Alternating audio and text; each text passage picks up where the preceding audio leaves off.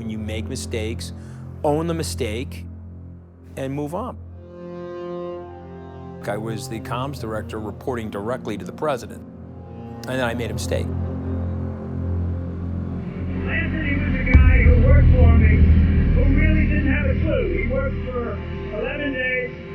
He made terrible statements and gestures and everything to people that worked in the office. I'm not a fan of Anthony. I haven't been for a long time. I think Anthony is really somebody that's very much out of control. There was a local kid whose father knew my dad for 50 years, an Italian-American. He grew up in a town next door to mine. Parents knew each other very well. I was getting to know him. I thought we were having an off-the-cuff, off-the-record conversation. I said a few things that I thought were funny. He was giggling, it was funny. The next morning he called me and said, okay, so I got all of that on tape and I'm walking over to CNN with all of it and I'm gonna be writing this explosive article about you in the New Yorker tomorrow.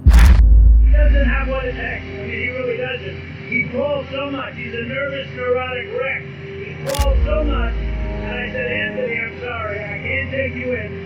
And I said, you gotta stop all these phone calls. Too many calls, Anthony.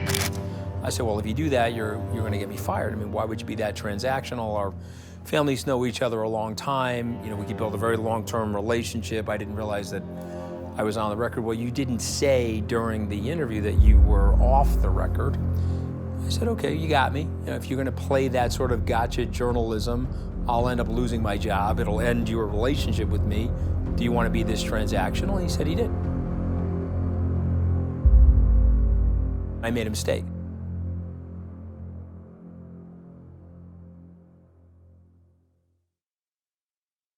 I'm an old hustler with a young attitude. That's what I am. I'm an old hustler with a young attitude. Remember what Coco Chanel said? You get the face that you deserve when you're 50. Be a nice person and like be happy and like cool. Otherwise, if you have like a nasty, mean-spirited face, you're gonna have all these kind of like frowning wrinkles that not even the Botox can cure. Like Trump had like a great life. I don't know if this was the best move to go become president. Is that bad? Is that so bad? Okay. Anthony Scaramucci, welcome to the show. It's great to be here. Excellent. So tell me a bit about your life growing up.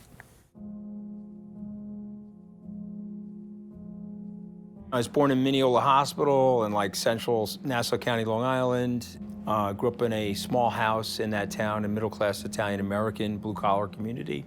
I would never dishonor my dad by telling you I grew up poor. I did not. He was a very hard worker, and he gave us a tremendous life. But you know, when times were tough financially in the 70s, and people were getting cut back a little, we felt a little bit of that pinch. And so, you know, I had my first paper out when I was 11, and I was hustling papers all over Port Washington for 3 years and gave most of that money to my mom, you know, and so that was, it was a fun experience for me. I learned a lot about myself, learned about how to sell. I don't think it's anything distinguishing, frankly, but the truth of the matter is I loved it.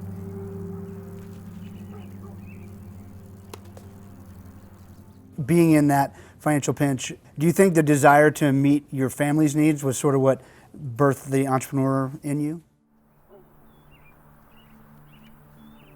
Sometimes what happens is like anything that goes on in your life between 11 and say 20 or 11 and 19, that sort of impressionable time in your life, what you're doing during that period of your life, if you're really gonna find your dream and your bliss, so to speak, you'll start doing that for work. And for me, that was like selling and meeting people. And you know, I used to go to the residential apartment area called the Dolphin Green Apartments in my hometown, and I would take a stack of free papers and I would drop them off at every doorstep. And then the next day I'd knock on the door, and you know, everyone would just have their names on there, say, hey, Mrs. Donahue, how are you? I'm the local newspaper boy. I just gave you free paper yesterday. Did you enjoy the paper? And before she could say whether she did or didn't, I'd say, so are you gonna sign up, you know, daily and Saturday or daily Saturday and Sunday? What do you want? You know, and I built the paper out like that, you know, and so that's how I got involved in entrepreneurship. Weird thing is I went to law school primarily due to financial anxiety. So I read this article in 1985 that they were paying lawyers at Cravath, Swaine & Moore $65,000 a year. I'm like, oh my God, that's like more money than my dad makes. So why don't I just go to law school? That'll take all the financial anxiety out of this thing. I can start my first year making $65,000 a year more than my dad. So, but I didn't really like it. So you learn about yourself. I'm at law school. I'm like, oh my God, I don't want to be a lawyer. So I switched over to investment banking. I went to law school for the exact same reason, as a matter of fact. See that? See that? It's good education though, right? You finished and right? Yeah, you absolutely. got your law degree. Yep. Yeah, it's good education. I'm glad I did it. And it does one other thing actually, which I didn't realize at the time. It allows you to synthesize opposing ideas in your mind and accept the contrast between those ideas without, driving yourself crazy. So, I'm a pretty good guy to understand what's going on the left and the right, and can sort of feel and empathize with both of their points of view.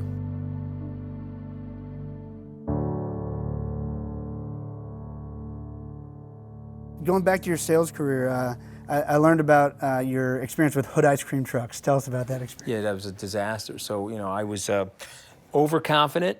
I had just gotten into Harvard Law School, feeling very smug about myself. I mean, just to give you a sense for the family I grew up in, when I called my mom and told her I was going to Harvard Law School, she was like, "You're going to Hartford Law School?" I said, no, not Hartford Law School, it's Harvard Law School. She's like, "Okay, where is it? It's in Hartford though, right?" I said, "No, Ma, it's not in Hartford." "Well, why would they name the thing Hartford Law School if it's not in Hartford?" This is like a Lou Costello, Bud Abbott situation, right? So, that was like a big joke. It still is. My mom's 82. We still joke about it. Yeah, I got my degree from Harvard Law School, Ma. But, my parents just didn't know. They didn't have any books in the house, really, and they didn't go to college. And so, in a weird way, that made it easier for me. I have to be honest, because there was no expectation, right? If I had gone to any law school, that would have been an accomplishment to my folks. So, it's the spring of my senior year at Tufts. I'm going to Italy, Nick. And so what I did was I rented a Hood ice cream truck. And that's like local up in the New England area, at the truck with the bells, and had Dove bars on the truck, and had a whole selection of different ice creams. And I'm like, okay, I'm gonna make money. I'm gonna do the marathon weekend. I went down to Wellesley, which was the midpoint of the marathon. I gave $200 to the Exxon station in Wellesley on their main street. All right, so I'm like sitting there. I got my thing plugged in so that the ice cream's not gonna melt. And I got there on Sunday. Sunday was a beautiful day, and I was selling ice cream out of that thing. I was feeling very smug. And then unfortunately on the big day, it was 40 degrees, and it was raining, and it was blisteringly cold. And I like telling people I didn't have any entrepreneurial hedge, okay? I had no coffee, I had no donuts or hot chocolate on the truck. All I had was like cold ice cream. And so I was in a total panic, okay? And I ended up losing about $2,300. So here I was, expecting to make $5,000 and take myself on a glorious trip through Europe. I ended up losing $2,500 at a time when I couldn't afford to lose it. And it's just a lesson in what your expectations are and what could go right and what could go wrong. So my Hood ice cream story was my first real entrepreneurial failure, frankly. So, you live and learn, right? You got to when you bounce, you got to bounce high. You can't be like a little piece of bone china, hit the floor and crack. You got to get up. Got it. So you're in law school, you realize very quickly that this isn't the career path for you, and you start thinking about investment banking. Tell me sort of your journey to your first job there. So now I'm in law school, and I'm trying to get a job in investment banking. I can't get a job. So I work in Southampton as a title closer. And so I was working as a title closer, and I was going to Goldman Sachs receptions in the summer, and I thought I was going to get a job with them my second year in school. I did not, so I ended up working for a real estate law firm in Midtown Manhattan. And then in December of 1988, I got a job offer from Goldman Sachs in their real estate department. And so I was very proud of that, because I was a little bit of that insecure kid, and I wanted to go to the cocktail party at Harvard Law School. I want to tell everybody at that cocktail party I'm the coolest guy. And so the coolest guy, of course, gets the coolest job. And at that time, Nick, the coolest job was to work in investment banking and to work in the real estate department, because they were two hot areas, and I fused them together. So I'm now the coolest person on the planet in my mind. And so I go to that cocktail party and bragging to everybody that I've got the best job. And lo and behold, I get smacked again. I absolutely sucked at that job. And so I got the job, stunk at the job, and then we went into a recession. I got my ass fired from that job on February 1st, 1991. It was a very depressing day. So Goldman gave me an $11,000 severance check, and I took the money, put it in my pocket. It was a Friday night. I went home, went for a jog on Saturday morning. I said, okay, I gotta find a job. So I got a couple rolls of quarters before there were cell phones. I went back into the city. I was living up in Westchester County, and I was pumping quarters into payphones and calling people. And finally, I got a hold of somebody. They said, hey, you know, there's a job available I think you might be good at Goldman Sachs. I said, oh my God, you gotta be kidding me. I just got fired from Goldman Sachs. Well, where? And they said, well, it's in the sales area. And so I said, oh my God, I might be able to stay at Goldman Sachs, right? So I called the guy that fired me. So learning lesson for young kids, be nice to people even when you're getting fired. You know what I mean? I got blown out. I mean, what am I gonna do? Like, don't be a crybaby, right? So I called the guy that fired me. I'm like, hey, can you help me get this other job? I think I'd be better at that other job. It's more sales, more in line, Nick, with that paper route, you know, and communications. Like, okay, yeah, no, I think you'd be good at that job. I'm gonna go upstairs and tell the guy to interview. So I went upstairs, they interviewed me, took about 3 weeks. I had to interview a lot of people. They gave me the job. Now, the woman, she was head of equities personnel for Goldman. So she calls me, she says, I got really good news for you. You know, we're gonna just mark you down as interdepartmental transfer. You're never gonna have to tell anybody in a documentary or a TV show that you've been fired, okay? You're just gonna blow over that. We're gonna mark you down as interdepartmental transfer. I said, okay, that's great. She goes, can we get the $11,000 back, please? I said, no. I mean, I already spent the money. I mean, so you can tell everybody you want that I was fired. I said, I actually don't care. Anthony, we know now, based on you being in the public eye, that you are an outspoken guy, but are there any stories of early in your career, like at Goldman, where your outspokenness shined? Charles Lebowitz. His dad had owned these drive-in movie theaters throughout the southeastern part of the United States. And so those movie theaters were going by the wayside. And so he came up with the idea to create these residential shopping malls in these areas. And obviously before the internet, before Amazon, and they took off, they were very, very successful. So in maybe 92 or 93, he was taking that public. And so I got invited to see his roadshow presentation. And very accomplished guy, but sometimes you have lights and cameras on, or you have lots of people, people pull back. And so, I'm Italian. I got my media training at my Sunday dinner tables. I've never read me. So I was sitting in the audience and he was talking, and I was watching all these like Goldman Sachs bankers like really flatter the guy, and like be very sycophantic about him. And I raised my hand and I said, I gotta be honest, this presentation sucks. And you're an unbelievable guy, and you're a visionary, and you're gonna be mad at me for telling you why it sucked, but you're reading facts and figures and numbers off of a piece of paper, but you have this amazing life story. And so I would so much rather you get up there and tell like 3 great stories about your life. Let us at Goldman Sachs work on the facts and figures with the potential investors. You need to be reading those in this roadshow presentation. So that didn't help me with Goldman Sachs. Okay, they were mad at me. Okay, I broke ranks with them. They were overly flattering the guy. But help me with Charles Lebowitz. He loved me. He was like, okay, and this guy's like telling me the truth. Totally improved his presentation. Stayed close to him and his family. Got money from them to invest. Well, I always tell people, don't be the sycophant, okay? Sycophancy is like closer to self-preservation and selfishness. It's not loyalty, but you have to have enough self-confidence to tell people the truth.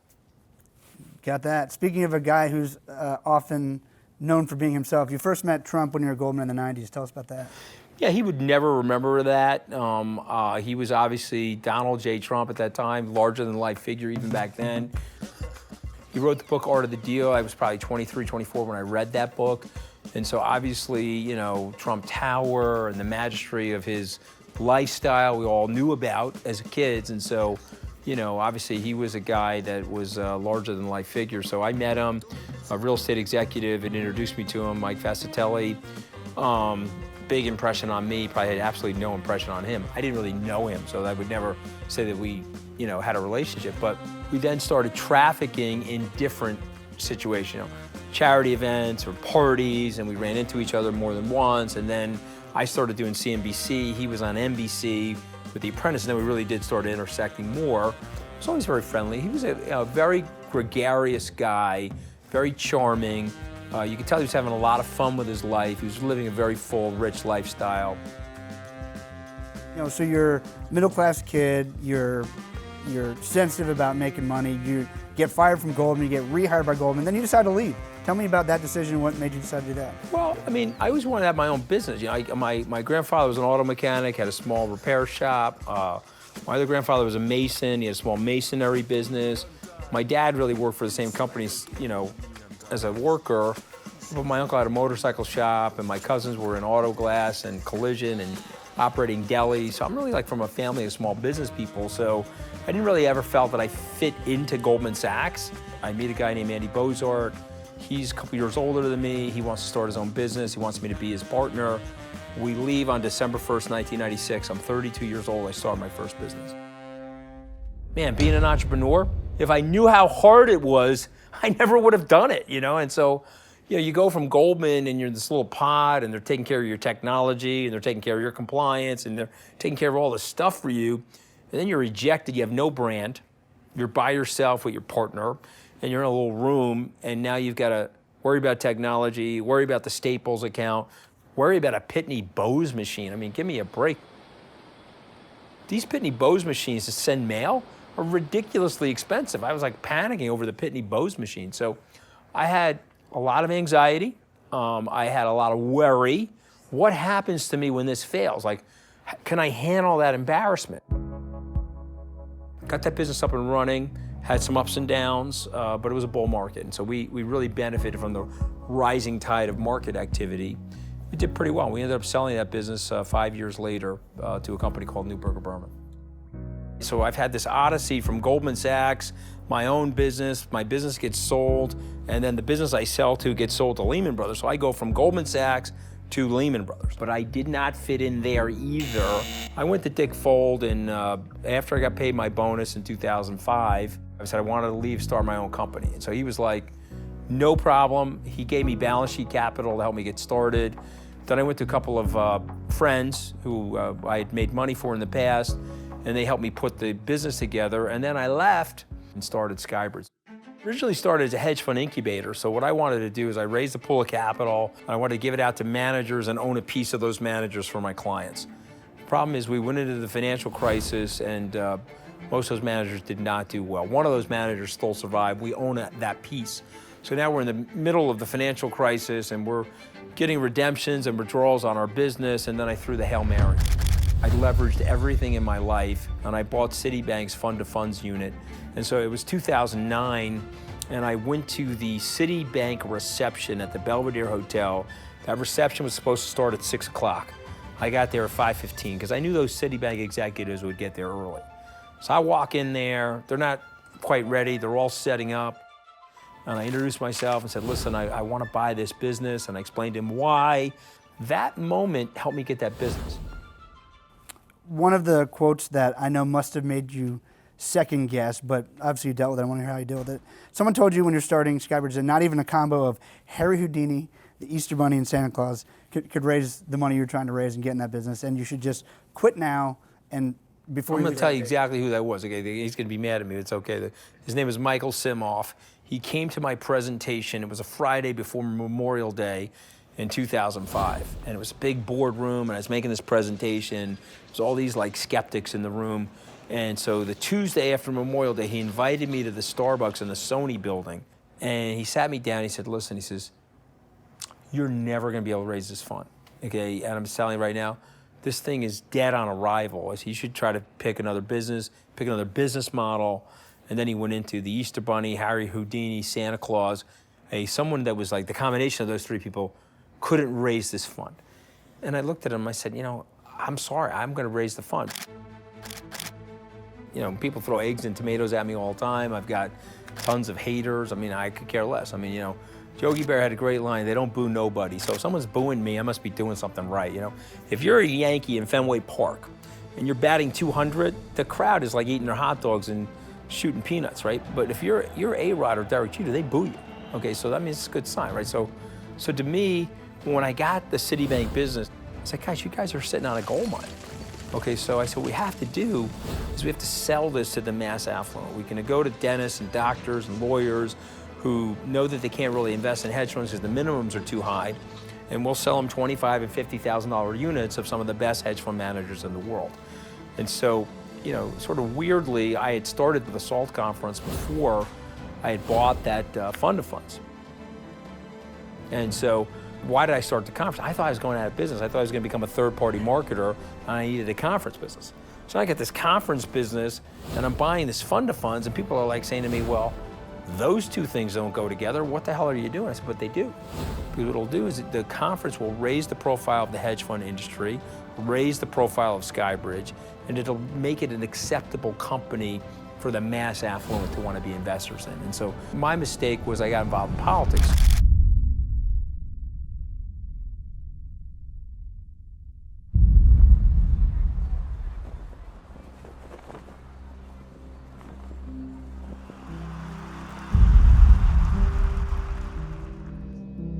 Take us back now. Let's get into some politics for a few minutes. 2016, Donald Trump rising in the presidential race. Yeah. What made you decide you wanted to? You were backing some other candidates originally, I understand. And then yeah, I laughed. I thought, I knew him well enough to know that I thought it was like a publicity stunt, right? So, one of my best stories with him is that I got invited by a mutual friend to have breakfast with him the morning after The Last Apprentice.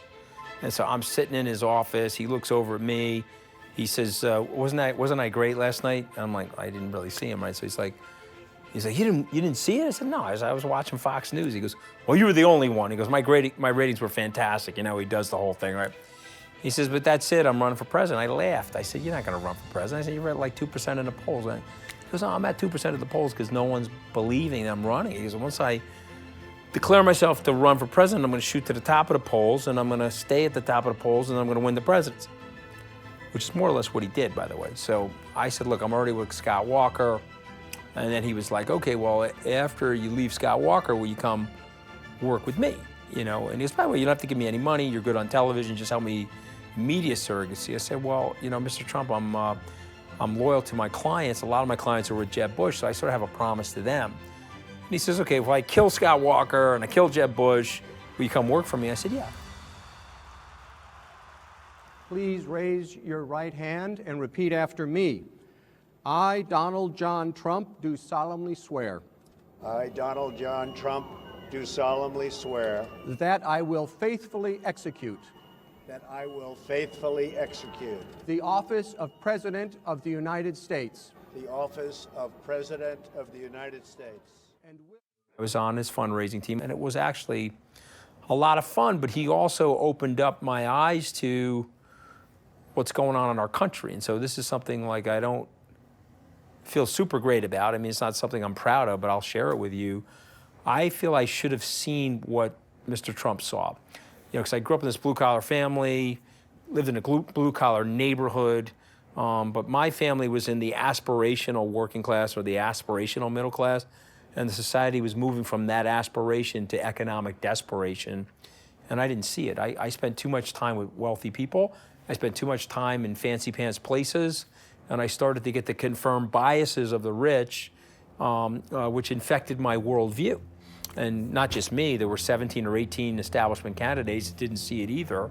I think really only Mr. Trump and Bernie Sanders saw it. So for me, it was a big eye-opener. It was like an epiphany on that campaign that, wow, a lot of people in our society are being left out. And so that's why Trump saw the Brexit, Trump saw the opportunity, with the blue-collar people. My fourth book I wrote was called The Blue-Collar President. That got everybody on the left crazy because they're like, this guy's like born with a golden toilet seat. He's obviously not blue-collar. And if you've ever seen Trump's apartment, if you think that Bellagio looks bad, Trump's apartment looks like Louis XIV smoked crystal meth and then decorated the apartment, right? I mean, never seen anything like this thing. So you're like, he's obviously not a blue-collar guy, right?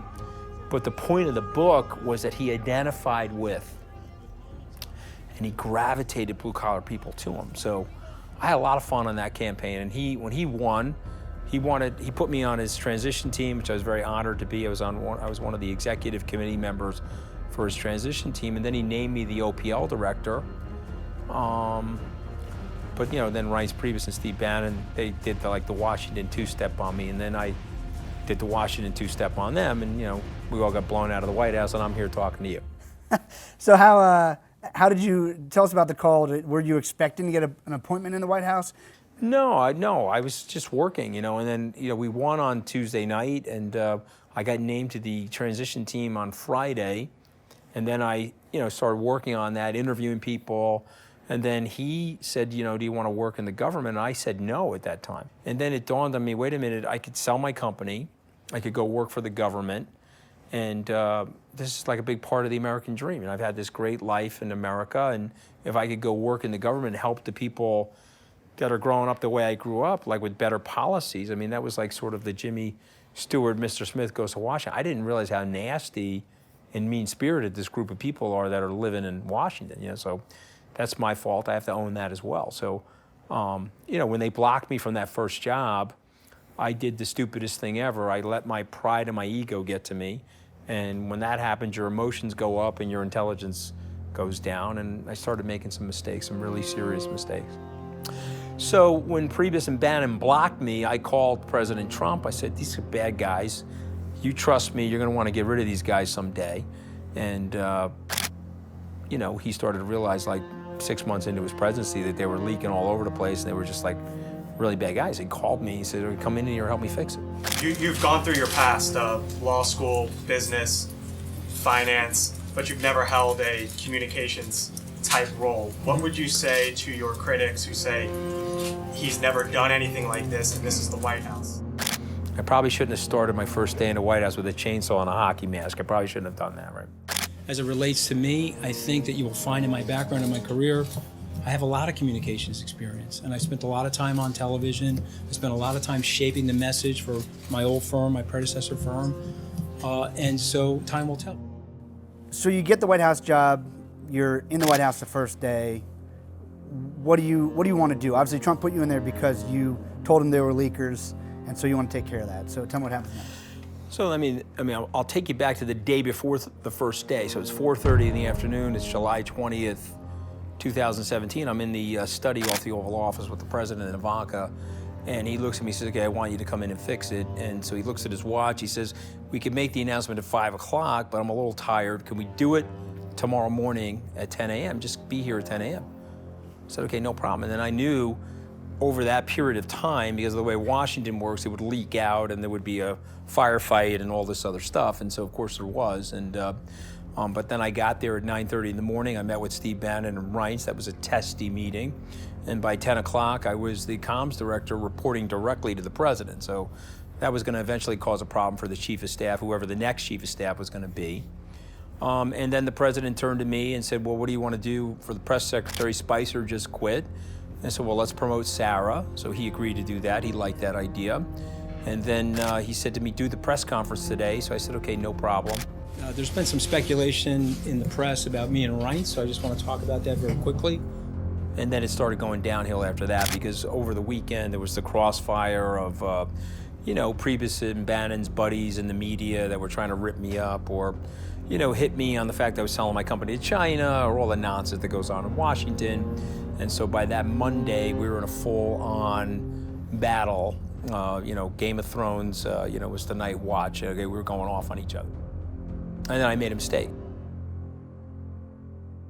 There was a local kid whose father knew my dad for 50 years, an Italian-American. He grew up in a town next door to mine. Parents knew each other very well. I was getting to know him. I thought we were having an off-the-cuff, off-the-record conversation. Who leaked that to you? Oh man, I can't tell you that. What's that? I can't tell you that, but... Okay, so what I'm gonna do is I will eliminate everybody in the comms team and we'll start over. So, it's no problem. So I asked these guys not to leak anything and they can't help themselves, so we'll eliminate everybody. No. Okay, but you're an American citizen. This is a major catastrophe for the American country. So I'm asking you as an American patriot to give me a sense of a leak. The only thing I can tell you is two people in the White House who I know wouldn't lie to me, you know what I mean? Come on, I can't tell you about it. You know I can't do that. I said a few locker room jocular things that I thought were funny. And Reince is a paranoid schizophrenic, paranoiac. What he's going to do is, maybe Bill Shine's coming in, so let me leak the thing and see if I can block these people the way I blocked Scaramucci for 6 months. Okay, but he leaked the CFIUS stuff on me. My financial disclosure's been leaked to Politico, Yeah. which is a felony. But I wanted to ask you, If you wanted to be profiled, I don't want to be profiled. I'm not Steve Bannon. what you're trying to do. I'm not Steve Bannon. No. I'm not trying to suck my own. I'm not trying to build my own brand or strength the president. I'm here to serve the country. He was giggling. It was funny. The next morning he called me and said, okay, so I got all of that on tape.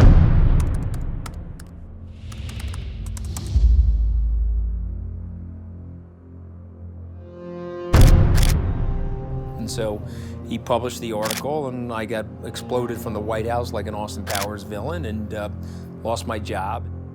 You remember better than I do. He was a disaster for the election. And then the process of demonization and excoriation in the left-wing press took place on me. And then, and then the fun part of it, I got lit up on the late-night comedy scene and Saturday Night Live and all that other stuff. And so, listen, I would be dishonest if I told you that that stuff wasn't painful. You want to bring my personal life into it. My wife and I were going through some personal issues. She had filed for divorce on me, and I loved her, and I didn't really want to get divorced, but we were down that rabbit hole. I wrote a book called Hopping Over the Rabbit Hole, but I was descending into a personal rabbit hole, and so that was also very painful. So I had a lot of things going on at the same time that were not working.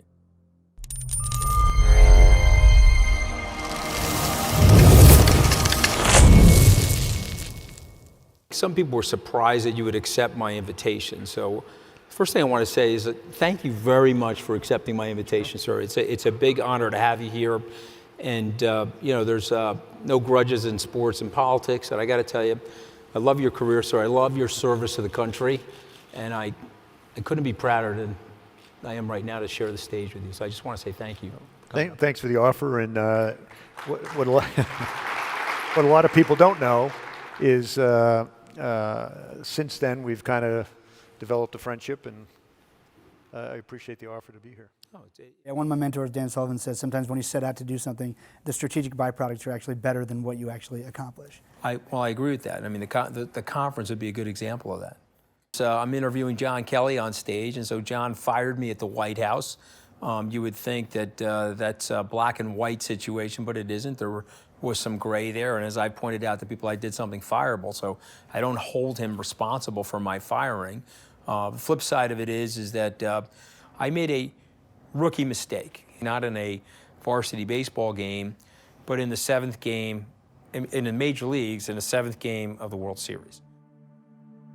And so I have to own that mistake. I made a mistake. It was a fireable mistake. But when you make mistakes, own the mistake and move on. But what you can't do when you're making a mistake, particularly if you're an entrepreneur, you can't wear a millstone of like woe and regret on your neck when you're making a mistake. You gotta relax. What am I gonna do? I'm gonna wake up in the morning and, oh man, I made a mistake and got me fired from the White House. Let me kick myself in the butt today. I'm not doing that. I'm going back to live my life. That's what an entrepreneur has to do. The mainstream media, when you first got the job, they portrayed you as this sort of patriot that was coming in to serve and to, quote unquote, protect the country from President Trump. Is that that was an unfair characterization? Yeah, was that how you approached the job? Yeah, tell us the truth. It's the president. He's the elected president of the United States, ran on an agenda, and he's in the process of attempting to execute that agenda. My role, any staffer's role, was to help him do that. But I believe in the press. I did have one of them tell me, probably 6-8 weeks after I was at the White House, that you were our worst nightmare.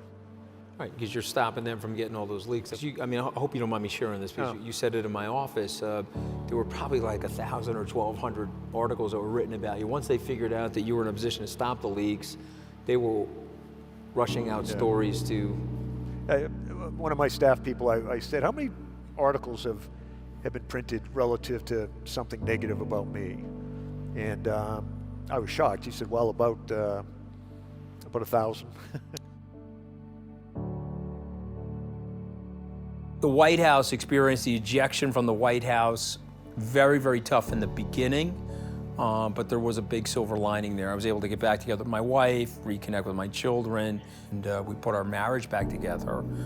go back to my business. And so I sometimes tell people, it was a little bit like George Bailey in It's a Wonderful Life. You know, I crashed the car on the bridge, I bumped my head, I'm in this alternative universe for 10 or 12 days, I'm blown to pieces, I'm like, oh my God, if I can just get back to my life. And so what ends up happening is when that happens to you, you have a greater appreciation for things that frankly you should have had a great appreciation for before you went through that disaster. So in some ways it's been very good. Yeah, I had anxiety. You know, I don't fit in anxiety. I had, okay, never seen the inside of a country club, never hit a tennis ball, never hit a golf ball. I wrote about in my book, Hopping Over the Rabbit Hole, that you have to deal with your anxiety. You have to relate to it. Don't submerge it, and don't be overly self-conscious. You know, you have to work through your self-consciousness, if you will, to get to where you want to go. Whatever it is that you want to do, you have to take risk. You have to put yourself in an uncomfortable situation. So when we raised $300 million for Skybridge's first fund, I must have gotten $10 billion of no's.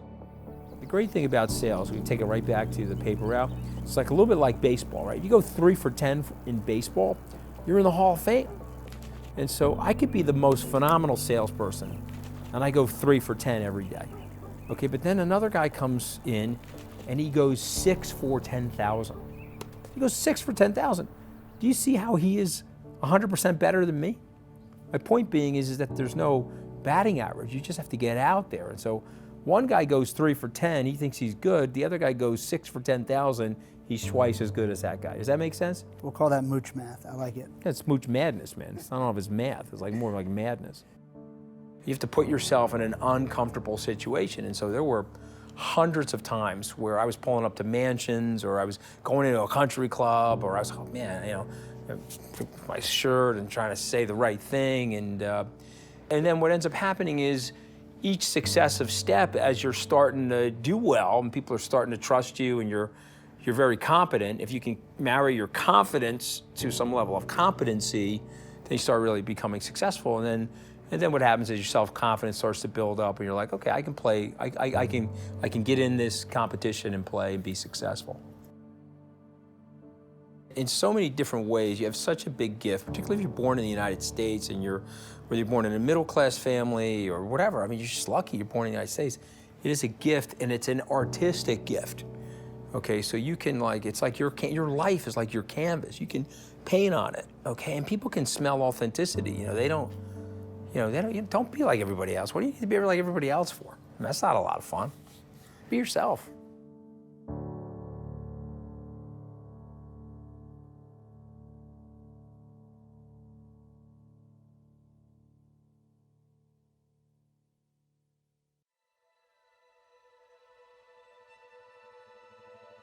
Imagine that fall from grace wasn't fun, but all of a sudden you realize, oh, wait a minute, there's nowhere to go but up. Like, it must have been amazingly freeing that people called you everything under the sun. So now it's like that, I got that, like, would be most people's worst fear. It's already over. The fear's gone. It happened.